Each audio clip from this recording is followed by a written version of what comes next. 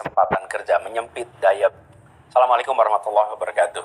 Teman-teman semua, izinkan saya berbagi pandangan. Saya mengikuti dengan seksama apa yang sedang terjadi di negeri ini. Dan terus terang kondisinya tidak baik-baik saja. Rupiah jatuh ke titik terendah sepanjang sejarah.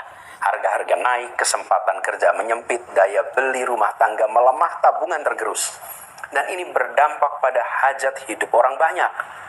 Tantangan di depan juga masih panjang. Geopolitik yang memanas, konflik membayang di Timur Tengah, dan para ilmuwan mengingatkan El Nino terkuat dalam sejarah pengamatan itu sudah ada depan mata. Satu ujian saja berat, saat ini beberapa datang bersamaan, maka beratnya berlipat. Dalam situasi seperti ini, yang paling dibutuhkan pasar dan publik adalah satu hal, kepastian.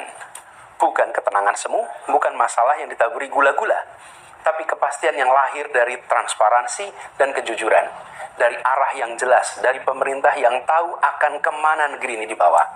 Sayangnya, itu yang justru tidak kita dapatkan.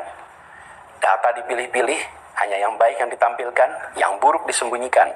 Komentar pejabat soal situasi serius sering terdengar enteng bahkan bercanda. Kebijakan berubah-ubah, hari ini begini, besok berbeda. Pasar bingung, publik bingung, investor menahan diri, bahkan sebagian kabur. Keteladanan juga tidak hadir. Di saat rakyat diminta berhemat mengencangkan ikat pinggang, pemerintah justru sibuk dengan hal-hal yang bukan prioritas. Pemborosan di atas, pengetatan di bawah. Ini tampak sebagai ketidakpekaan. Peringatan sudah datang dari mana-mana. Dari ekonom dalam negeri, dari lembaga keuangan internasional, dari media-media nasional dan internasional yang mengamati Indonesia. Tidak mungkin mereka semua keliru bersama-sama di saat yang sama.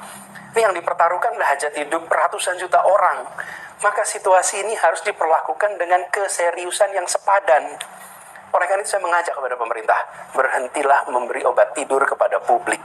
Buka data apa adanya, sampaikan masalah dengan jujur, berikan arah kebijakan yang jelas dan konsisten, pimpin secara solid, ajak, dan dari atas sampai bawah. Itu yang menenangkan pasar, dan itu yang akan menenangkan rakyat. Lalu pada teman-teman semua, bersiaplah. Suka tidak suka, masa-masa berat masih ada di depan kita. Tekanan ekonomi belum reda, cuaca ekstrim akan hadir dan menerpa, dan dunia di luar sedang bergolak. Tentu kita tetap harus optimis bahwa kita akan bisa melewati itu semua. Asal kita berjalan dengan mata terbuka, bukan dengan ilusi yang dibuat-buat.